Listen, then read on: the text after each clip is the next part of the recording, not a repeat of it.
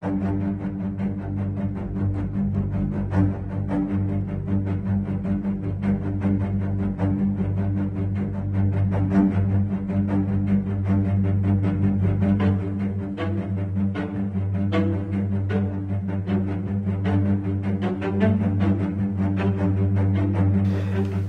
secrètes, on va dire que ce sont des groupes qui rassemblent des hommes et des femmes, mais qui font ça très discrètement. Généralement, il y a une vocation ésotérique, initiatique, et puis ce qu'on appelle les sociétés secrètes, en tout cas c'est ce qu'on trouve dans les archives, hein, parce que le phénomène des sociétés secrètes, ça remonte jusqu'à l'époque de l'Antiquité. Alors à Lyon, on n'a pas de traces de sociétés secrètes dans l'Antiquité, on en a dès la Renaissance. Mais les sociétés secrètes donc se réunissaient des gens par cooptation, c'est-à-dire qu'ils repéraient des personnes qui leur paraissaient aptes à suivre un enseignement spirituel, ésotérique, et leur vocation c'est de se réunir de temps à autre pour étudier des thèmes philosophiques, spiritualistes, et tout ça est géré par un certain nombre de codes, des codes rituels, qui n'ont rien d'infamant, hein, mais qui sont tenus discrets. Moi je préfère dire souvent, plutôt que société secrète, je préfère dire souvent société discrète, parce qu'en fait ces sociétés on arrive à les connaître, la preuve c'est qu'aujourd'hui, toutes celles qu'on va aborder, on a des documents qui sont dans les fonds d'archives anciens, de la Bibliothèque nationale, de la Bibliothèque municipale de la Part-Dieu. Mais avant tout donc c'est un ensemble de personnes qui se réunissent pour étudier des choses de façon, on va dire, discrète, entre eux, avec des gens dont ils estiment que, ils ont la motivation ou la capacité à intégrer un certain nombre de données.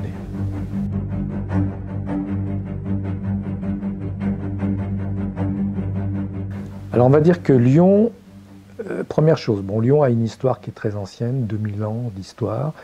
Lyon est créé par les Romains en 43 avant Jésus-Christ, et la création de Lyon par les Romains se fait sur l'actuelle colline de Fourvière et a donné lieu d'ailleurs déjà à l'époque à un rite magique entre guillemets fait par les Romains.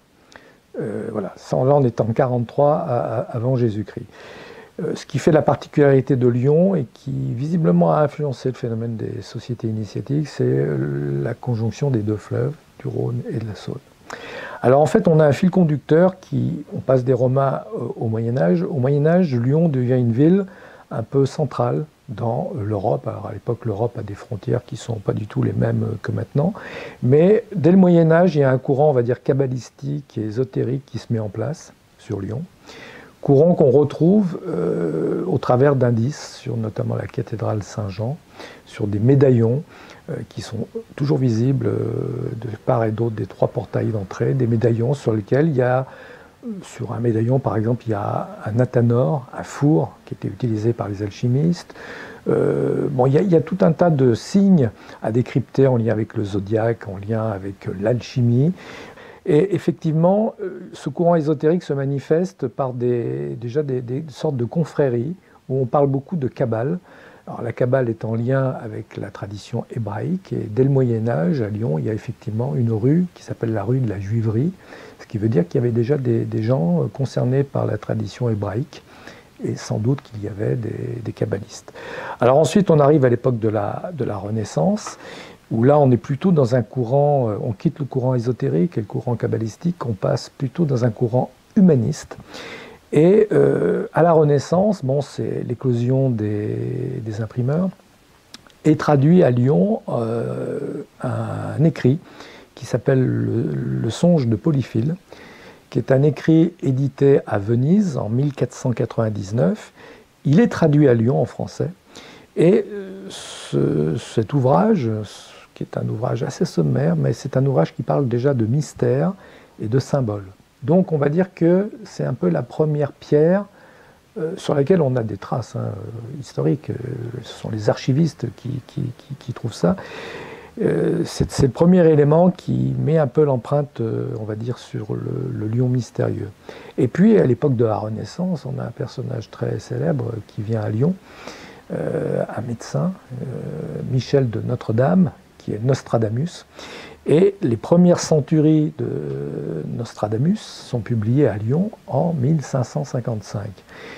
Et là, ça, c'est vraiment l'acte fondateur qui est connu universellement, Nostradamus à Lyon, qui publie ses centuries qui sont des sortes de prédictions pour les temps futurs, mais tournées sous un angle très, on va dire, littéraire, très codé, donc bon, il faut être très prudent hein, sur l'interprétation, mais en tout cas, bon, Nostradamus qui prétendait maîtriser la connaissance de l'astrologie et il prétendait aussi avoir des sortes de voyance, en tout cas d'intuition, donc il a rédigé ses centuries.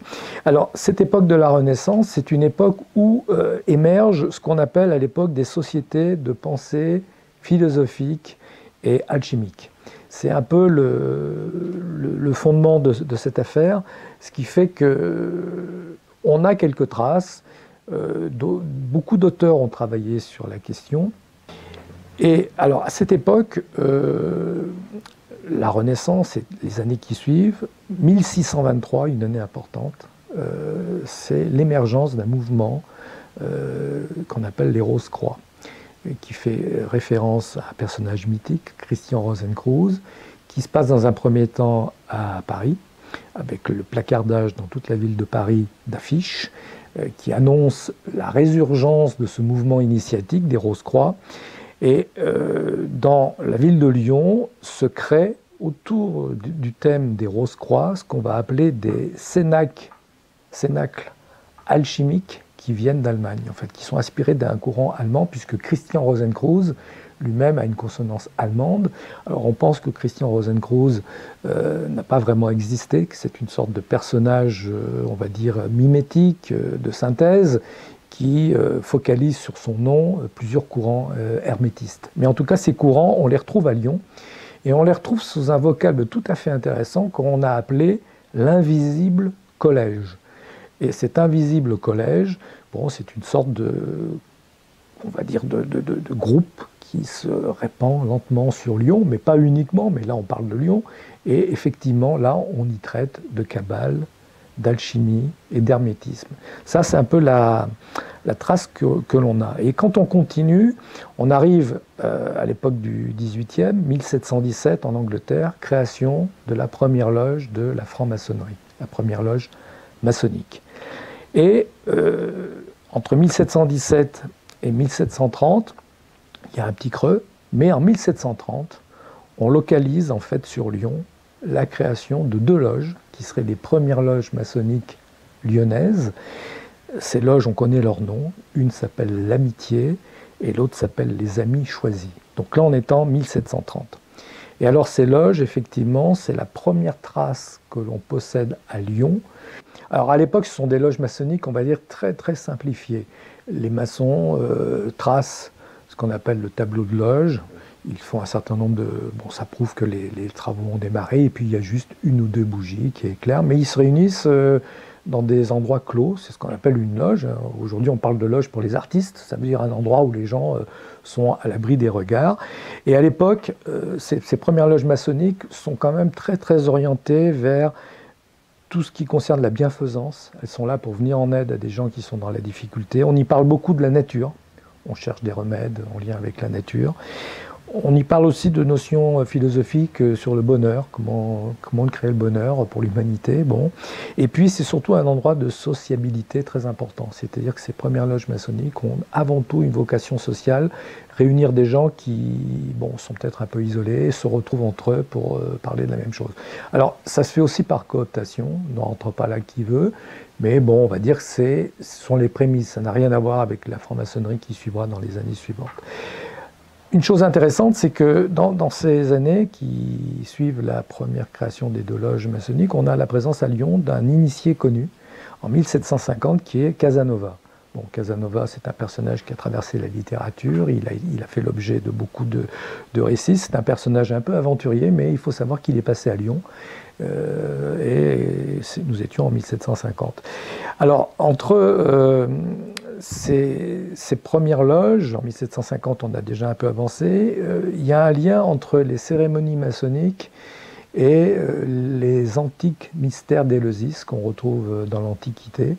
Donc il y a déjà un lien qui fait que les francs-maçons de l'époque essayent de trouver des racines beaucoup plus anciennes. Et effectivement, dans ces loges, je l'ai dit, on y traite beaucoup de bienfaisance sociale. C'est un peu les premières, on va dire, structures sociales de l'époque. Puis on y parle beaucoup de métaphysique et d'alchimie. Bon, c'est un peu les prémices, mais on sort du Moyen-Âge. Et le Moyen-Âge, quelques siècles avant, bon, les alchimistes, la Thanors, tout ça, c'était des choses qui étaient extrêmement importantes. Et puis, dans cette période, on arrive en 1730, l'année de naissance d'un personnage qui a laissé beaucoup de traces dans la franc-maçonnerie lyonnaise, Jean-Baptiste Villermoz. Des descendants, d'ailleurs, existent toujours aujourd'hui. Alors, Jean-Baptiste Villermoz, c'est un personnage qui est un soyeux. Il travaille dans le domaine de la soierie, sa famille est une famille de soyeux, donc c'est un personnage plutôt aisé. Et c'est un personnage qui s'inscrit dans un mouvement qu'on appelle la stricte observance templière. Donc il fait référence à toute la mythologie, tout le mythe des ordres templiers. Et Jean-Baptiste Villermoz est même le fondateur d'un rite maçonnique qu'on appelle le rite écossais rectifié, qui est un rite templariste, faisant référence aux Templiers au sein de la franc-maçonnerie. C'est à Lyon que ça se passe, mais aujourd'hui, ce rite, le RER, rite écossais rectifié, est connu dans le monde entier. Et ça a été inventé, si je puis dire, à Lyon. Alors Jean-Baptiste Villermoz, c'est un personnage qui est très très en avance sur son temps. À 20 ans, il est initié donc à la franc-maçonnerie. Et à 23 ans, il fonde sa propre loge, dont il devient le président, le vénérable. Sa loge s'appelle la Parfaite Amitié.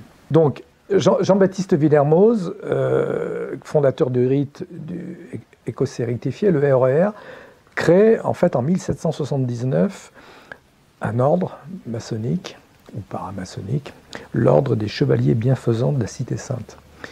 Et c'est à partir de là qu'il vraiment il structure toute sa démarche. Alors, Jean-Baptiste Villermoz, on sait toutes ces choses sur lui parce qu'il a produit énormément d'écrits. Et ces écrits sont arrivés jusqu'à nous, ont été sauvegardés par sa famille. Alors Villermoz, après, crée aussi des structures, on va dire, un peu en dehors de la maçonnerie, mais qui ont une vocation sociale de bienfaisance. Le mot bienfaisance est un mot qui est extrêmement présent depuis le Moyen-Âge dans toutes ces structures.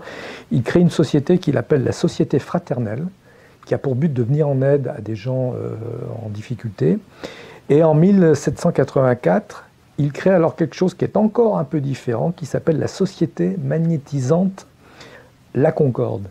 Alors la Société magnétisante La Concorde, il en a l'idée après être rentré en contact avec Anton Mesmer. Anton Mesmer, qui est un inventeur allemand qui est passé à Lyon et qui a inventé ce qu'on a appelé à l'époque le magnétisme animal. Alors on trouve d'ailleurs toujours à Lyon, moi c'est un objet que j'ai vu, il y a le fameux baquet de Mesmer et qui a été utilisé par Jean-Baptiste Villermoz. Alors ce baquet, c'était un baquet dans lequel on mettait de la limaille de métal, dans laquelle on mettait du verre concassé, on y plongeait des baguettes métalliques et des gens qui étaient en souffrance, qui avaient besoin d'être soignés, se mettaient autour de ce baquet. Le baquet fait à peu près 2 mètres de circonférence sur 30-40 cm de haut, et les gens touchaient ces baguettes et se soignaient. Alors, Jean-Baptiste Villermoz est enterré au cimetière de Loyasse. Sa tombe est constamment fleurie. Il y a régulièrement des cérémonies du souvenir qui ont lieu autour de sa tombe. Et ce qu'il faut savoir, c'est que quand il est mort, il avait acheté quelques années auparavant un terrain qui se trouvait sur le haut de la Croix-Rousse et un petit peu sur les pentes de la Croix-Rousse. Terrain aujourd'hui qu'on peut facilement localiser puisqu'il a demandé à ses descendants, il avait laissé une somme d'argent pour ça, de construire une église qu'on trouve toujours aujourd'hui, qui est désaffectée, qui est l'église Saint-Bernard. Alors cette église Saint-Bernard, on pourra en reparler, c'est une des voies d'accès vers certains souterrains de Lyon sur lesquels il y a une énigme qui n'est pas résolue aujourd'hui. Et alors, chose intéressante aussi, Jean-Baptiste Villermoz est vraiment le personnage central, c'est que pendant des années aussi, en parallèle de ces sociétés de bienfaisance, de ces sociétés de soins et de sa loge maçonnique, et de son ordre maçonnique, il a été en contact avec un médium qui prétendait recevoir des informations. À l'époque, on parlait beaucoup d'astral, on ne savait pas trop ce que ça voulait dire. Et ces informations venaient d'une entité qui se faisait appeler l'agent inconnu. Alors ça, c'est très étrange parce que ça a donné lieu, Jean-Baptiste Villermoz a retranscrit tout ça, ces fameux messages, ça a donné lieu à une certaine littérature qui est conservée dans les archives de la ville de Lyon. On a tout un tas de messages qui sont assez durs à comprendre, mais qui étaient transmis par voie médiumnique et qu'on appelle les écrits de l'agent inconnu. Alors cet agent inconnu, on ne sait pas ce que c'est. Il y a toujours aujourd'hui des ésotéristes qui sont penchés dessus et qui essayent de trouver un peu qu'est-ce que ça pouvait être. Mais ça veut dire que voilà, Jean-Baptiste Villermoz, XVIIIe siècle, c'est vraiment un axe central des sociétés secrètes à Lyon. Alors on va dire que l'univers, c'est ce que je peux dire pour conclure sur Jean-Baptiste Villermoz, l'univers de Villermoz était un univers très chrétien. Aujourd'hui, souvent, on met en opposition la franc-maçonnerie et la chrétienté, mais en fait, à cette époque-là, Villermoz était quelqu'un qui baignait dans cet univers, et il y avait même on va dire, des passerelles entre lui et l'Église, en fait. Donc, c'était pas. Et d'ailleurs, dans l'Église Saint-Bernard, il y a une plaque qui remercie les donateurs, donc la famille Villermoz. Alors qu'aujourd'hui, on dit non, la franc-maçonnerie est en opposition avec l'Église, mais on voit qu'à cette époque-là, ce n'était pas du tout le cas.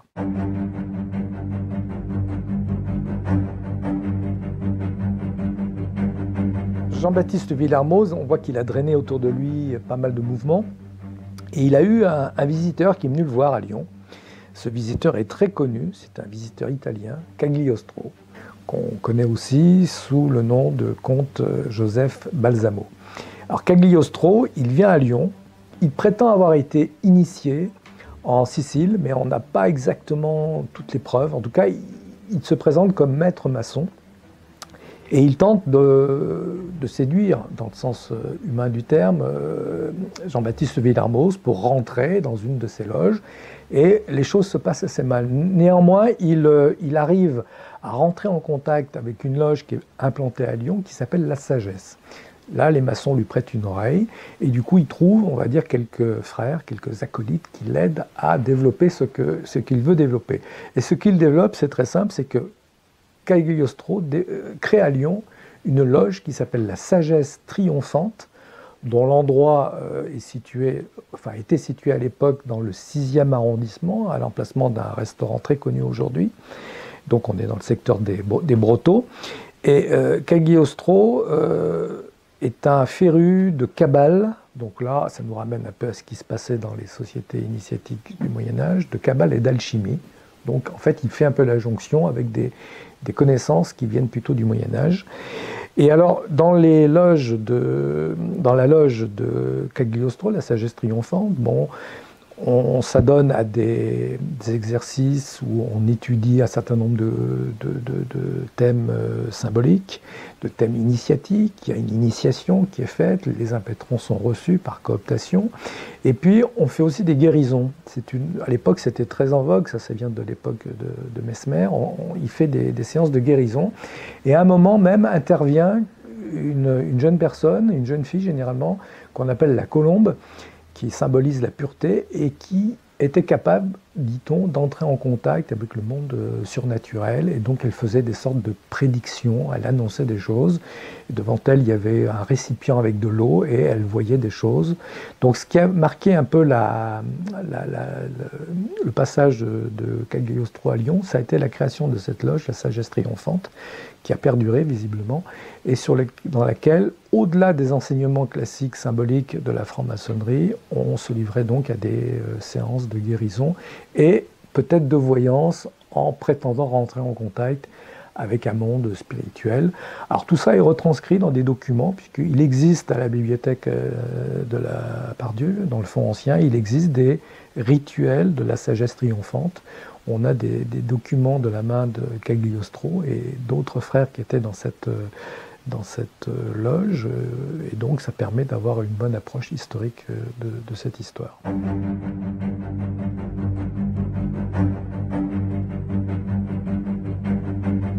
Dans la suite donc des choses qui se passent à Lyon, il y a aussi l'arrivée au XIXe siècle d'une société initiatique qui s'appelle les Carbonari. Les Carbonari, ça veut dire les charbonniers, c'est une sorte de franc-maçonnerie du charbon, donc en fait qui fait référence à toute la symbolique avec la forêt, avec les arbres, avec toutes les notions qu'on peut trouver en lien avec la nature. Les loges maçonniques se tiennent à couvert, dans des bâtiments, dans une pièce fermée. Les Carbonari, eux, font leur rituel dans la nature. Les Carbonari donc arrivent à Lyon au XIXe siècle et on va dire que c'est plutôt une structure politico-militaire en tant que telle. Ils ne vont pas rester très longtemps présents à Lyon, mais en tout cas, ils marquent leur passage aussi par des œuvres de bienfaisance, parce que ce sont des organisations qui viennent en aide à des confréries ouvrières. À l'époque, il y a beaucoup d'ouvriers, on est toujours dans l'époque de la soierie, au XIXe siècle, et effectivement, les Carbonari jouent un rôle dans cette affaire-là. Et le XIXe siècle, c'est aussi le moment où apparaissent à Lyon des associations compagnoniques, les compagnons du devoir, notamment les compagnons du Tour de France. Et les compagnons, à l'époque, c'était des personnes qui apprenaient un métier, des sculpteurs de pierre, des gens qui mettaient des tuiles sur les toits des églises, des choses comme ça. Donc ces compagnons avaient un rite d'initiation qui était fortement inspiré de la franc-maçonnerie, qui faisait référence au temple de Salomon, comme les francs-maçons. Il y a une vingtaine de loges maçonniques au XIXe siècle à Lyon. Chose qui va évoluer, puisque au XXe siècle, il y a une centaine de loges qui sont sur Lyon. Ça regroupe à peu près 5000 membres, ce qu'on appelle des frères et des sœurs, donc des francs-maçons et des francs-maçonnes, parce que la maçonnerie, elle a commencé en étant purement masculine, mais elle a évolué en étant mixte.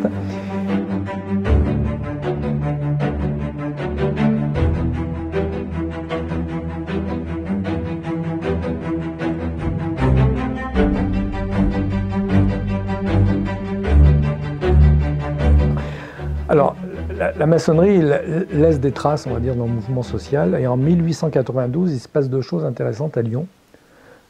Ça n'a pas été organisé, mais ça se passe la même année. C'est qu'en 1892, il y a un franc-maçon, le frère Gay, G-A-Y, c'est son nom, Gay, qui construit la tour métallique qu'on trouve sur Fourvière, qui est quelques mètres plus haut que la basilique de Fourvière. C'était histoire de montrer que la République était plus forte que l'Église. Et puis dans le même temps, on a la fontaine Bartholdi, créée par Bartholdi, qui est sur la place des terreaux, et Bartholdi était un franc-maçon connu internationalement, puisque c'est lui qui a réalisé la Statue de la Liberté qui est à New York.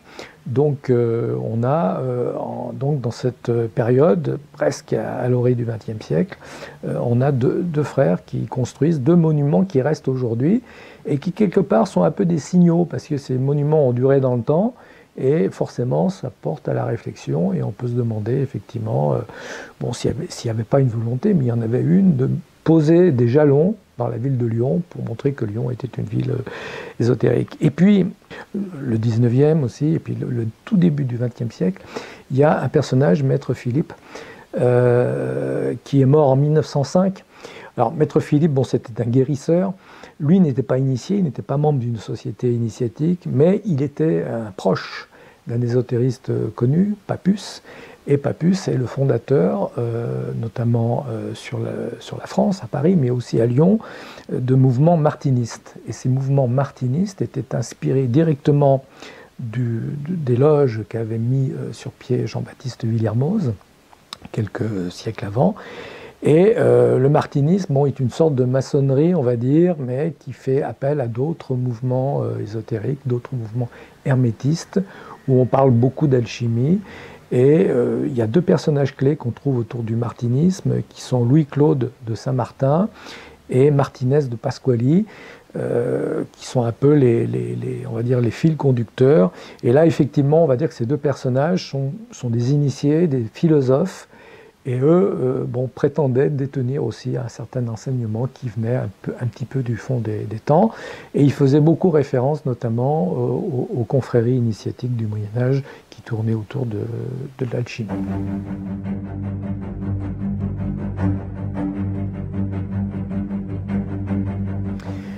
Alors à Lyon, il y a aussi une organisation qui a laissé des traces, c'est l'ordre du Temple, les fameux Templiers.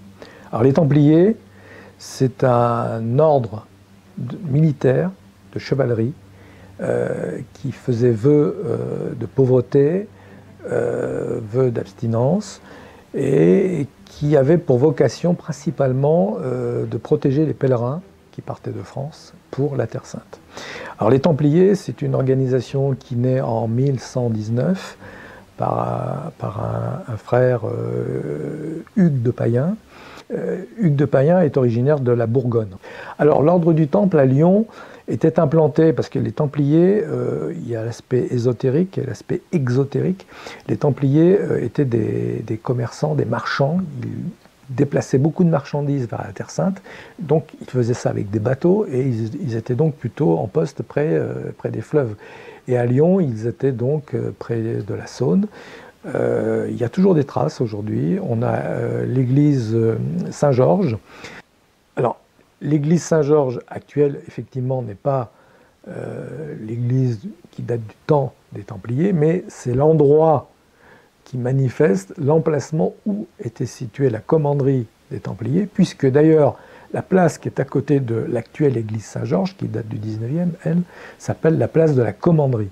Donc c'est souvent par la toponymie des lieux qu'on arrive à trouver quelque chose. Et d'ailleurs, il y a un immeuble tout à fait moderne qui date du XXe siècle, qui s'appelle l'immeuble Clément V, qui est situé à côté. Donc on peut retrouver comme ça dans les noms des lieux, c'est ce que j'appelle la mémoire inconsciente finalement, dans les noms des lieux, on retrouve comme ça la trace d'un certain nombre de choses, les noms des rues, le nom des places, et effectivement il y a quand même un certain nombre de documents conservés dans les archives des fonds anciens qui montrent qu'il y a eu cette activité marchande, commerciale, et puis qu'il y avait bien une commanderie sur la place de la commanderie, près de l'emplacement de l'actuelle église Saint-Georges. D'ailleurs, sur l'un des vitraux de l'église Saint-Georges, il y a une croix pâtée qui évoque la croix de l'ordre des Templiers, puisque les symboles de l'ordre des Templiers, c'était la croix pâtée, en référence au christianisme, et puis un cheval avec deux cavaliers dessus qui symbolisaient la fraternité, donc on partageait à deux le même cheval. Donc les Templiers étaient donc sur ce secteur de Saint-Georges, et aussi de l'autre côté où se trouve actuellement le théâtre des Célestins, puisque de ce côté-là de la berge, il y a une rue qui s'appelle la rue Port du Temple, donc la rue du port des Templiers, et la rue du Temple, tout simplement. Et on estime que sur l'emplacement du théâtre des Célestins, il y avait à l'époque une chapelle, et l'autel de la chapelle des Templiers se trouve sur l'endroit qui aujourd'hui est manifesté par la scène du théâtre des Célestins. Ça, ce sont des relevés topographiques qui en apportent un peu la démonstration. Alors les Templiers ont été très présents à Lyon. Il y a un certain nombre de commanderies, d'ailleurs dans la région lyonnaise. Les Templiers ont une vie assez longue, puisque j'ai parlé de la création en gros vers 1100. Et par contre, il y a un coup d'arrêt qui leur est donné brusquement en 1307. C'est le roi Philippe le Bel et le pape Clément V, alors principalement le roi Philippe le Bel, qui met un frein à l'ordre des Templiers, parce que l'ordre des Templiers à cette époque-là est plus riche que la couronne de France. Pourquoi? Parce que les Templiers sont les inventeurs de la banque. Les pèlerins, quand ils partaient en Terre Sainte, déposaient leur argent, par exemple dans une commanderie à Lyon, on leur donnait une lettre de change, une sorte de chèque, et quand ils arrivaient à Jérusalem, par exemple, les pèlerins contactaient, se rapprochaient de la commanderie qui était basée à Jérusalem, et on leur remettait en échange de leur lettre de change, on leur remettait une somme d'argent. Il y avait des intérêts, et ceci a entraîné que l'ordre du Temple est devenu très très riche. Alors, Philippe le Bel donc, met un coup d'arrêt en procédant à une arrestation de l'ensemble des Templiers sur toute la France, et les Templiers seront jugés en 1314, et le dernier grand maître, Jacques de Molay, est brûlé sur l'île de la Cité à Paris.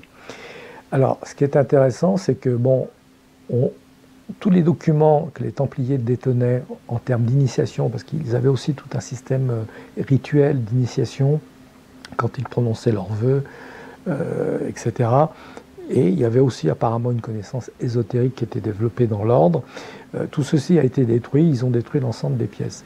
Ce qui permet de savoir comment fonctionnait l'ordre du Temple, c'est que la chrétienté a conservé les minutes du procès des Templiers, et ça c'est conservé aux archives du Vatican à Rome, tout simplement.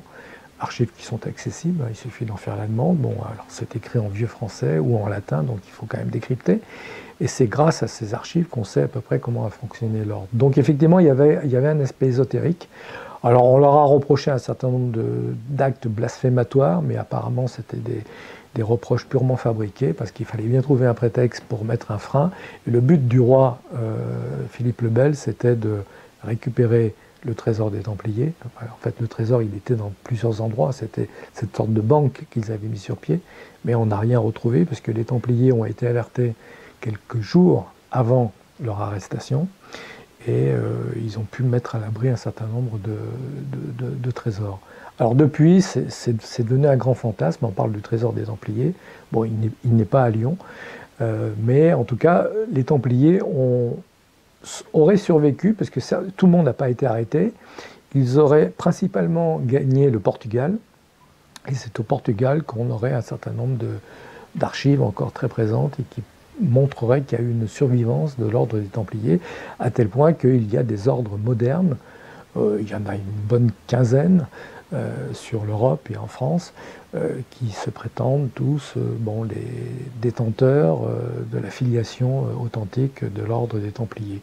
L'ordre des Templiers était principalement donc un ordre hospitalier, c'est-à-dire qu'en dehors du commerce qu'ils faisaient et de la protection des pèlerins, ils ont créé un certain nombre de dispensaires, d'hôpitaux. Enfin bon, le but était aussi de venir en aide aux pèlerins.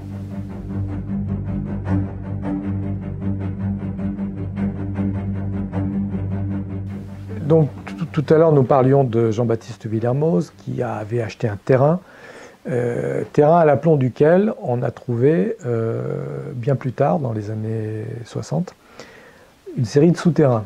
Dans les années 60, il y a une rue à flanc de coteau de la Croix-Rousse, près de l'église Saint-Bernard.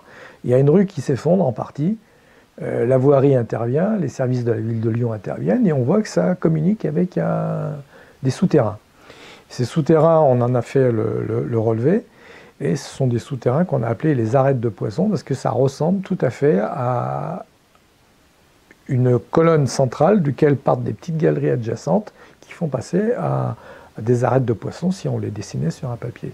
Alors ce qui est très troublant, c'est qu'effectivement, ces arêtes de poisson, c'est un souterrain qui semble dater de l'époque romaine, mais même les archéologues se perdent en conjoncture. Mais ce qui est très troublant, c'est que ce souterrain, qui n'est pas une légende, qui existe, il y a un livre qui a été écrit sur le sujet à Lyon, il y a un reportage qui a été fait par un auteur, Georges Combes, qu'il faut citer, qui a fait un travail remarquable sur un film qui dure à peu près 3 heures, dans lequel il passe ça au crible.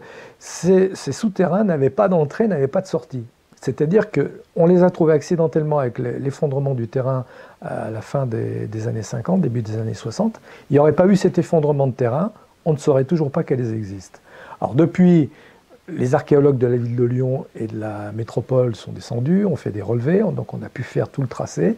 Alors c'est assez colossal, c'est plusieurs centaines de mètres de galeries, parfaitement conservées, mais qui ne communiquaient avec aucun autre réseau souterrain, puisqu'il y a des réseaux souterrains sur beaucoup de collines autour de Lyon, beaucoup de communes aux alentours de Lyon ont des réseaux souterrains anciens, qui souvent étaient des réseaux qui servaient à évacuer l'eau. On a des réseaux qui là sont clairement de l'époque romaine et on connaissait leur existence, parce qu'il y avait une entrée, il y avait une sortie, ça servait à écouler de l'eau.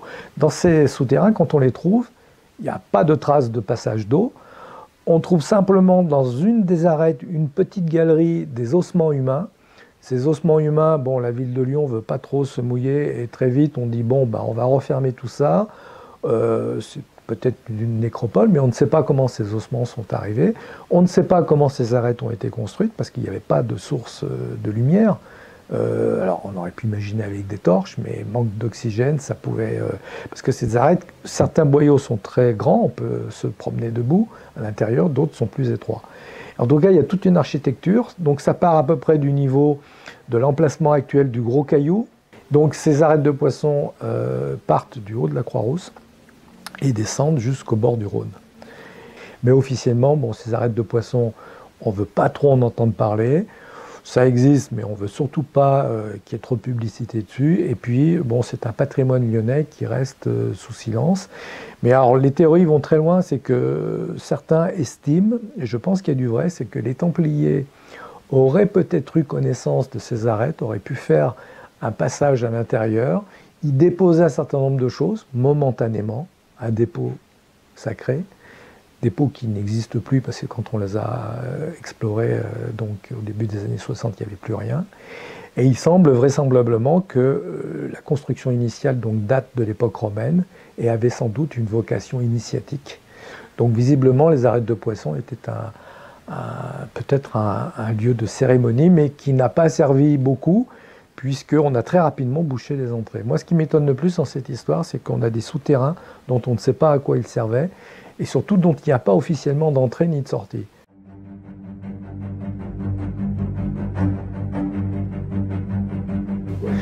Alors, sur l'histoire de Lyon, quand je parlais de la mémoire qui était faite par le nom des lieux, les traces archéologiques ou les traces de construction moderne qu'on peut faire qui font référence au passé, on a un architecte connu à Lyon qui est Tony Garnier, qui a construit la halle Tony Garnier, qui a construit l'hôpital Édouard Herriot, enfin bon, qui a fait un certain nombre de choses qui ont marqué les esprits.